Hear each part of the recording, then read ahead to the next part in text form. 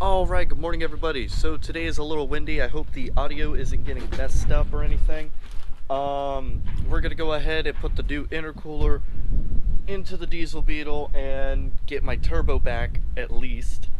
Go ahead and fix up, the bumper, the grill, get the grill fixed up and all that good little itty bitty bits of stuff and put in the new intercooler. Now, check this out. We have the new intercooler and the old intercooler right next to each other, so you can actually see exactly how beat up the old intercooler got when it dropped out and got ran over. What we're going to do is take out all of the intercooler piping, the top and bottom, get it all nice and cleaned up, all spick and span, because it's a little oily on the inside, and it'll just help out overall. Fix up the grill, put in the new intercooler. Unfortunately, I do not have the new sensor in, so I'm actually just going to put the old sensor in, which the wire cannot hook up to, but that's okay because I will at least have my turbo back. I'm not worried about it damaging the vehicle because it's on a open loop system, which means that the computer is going back to a later point in time of when the bug actually worked perfectly fine and didn't have any issues with it, so that the engine doesn't blow itself up. So I'm gonna go ahead and set the camera up and watch me pull this freaking thing apart.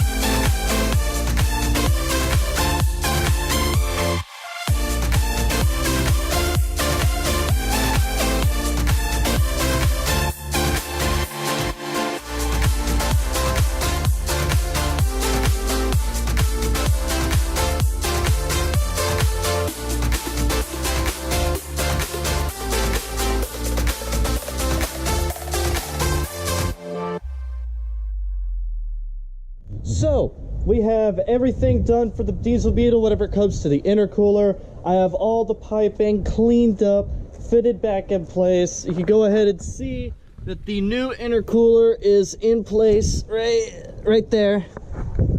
I still have no power steering, and because the little sensor that is supposed to be on the intercooler isn't there. In fact, there's actually a block-off plate there, which I thought was kind of cool that the intercooler came with a block-off plate. The computer is not allowing the turbo to spool up and boost, so I'm only getting about 2 to 3 psi of boost, which is better than no boost at all. Before, with my little sock air filter, I was getting like -1, -2, and now I'm getting like positive, you know, 2. I mean, now I'm getting like 1 or 2 pounds of boost, and whenever I'm driving around, it's at 0, not at -1. So it does actually help. It's helping a little bit. I can feel that there's a little bit more power, and now the engine is going into the upper RPM section. Now, when I replace that sensor, which will be tomorrow night when I get home, it should have came into the mail, and it just bolts it right in, and all of my boosts will be back. My power steering pump still needs to be replaced. It is completely dead now. I still need to replace the serpentine belt. And there was one other thing that I needed to fix too, but and the wheel well. I also need to get new wheel well, which I can pick that up at Pick and Pull for like $10. That ain't gonna be a big deal. The bumper is fixed. Looks new again. Looks just the way before the accident. Yeah, it was actually a pretty swell day. I had a little bit of trouble getting the turbo hose onto the turbo, the boost hose onto the turbo, because it was such a really small clamp. It was a pain in the ass to get it in there. I also went ahead and cleaned off the valve cover just because, you know, make it look a little bit nicer. I was there, I was cleaning everything, so I figured, hey, why not? Let's go ahead and do it.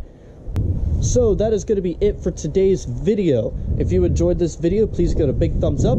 If you're stopping by for the first time, go ahead and hit that subscribe button. Also, please leave a comment below, and I hope you're having a great day.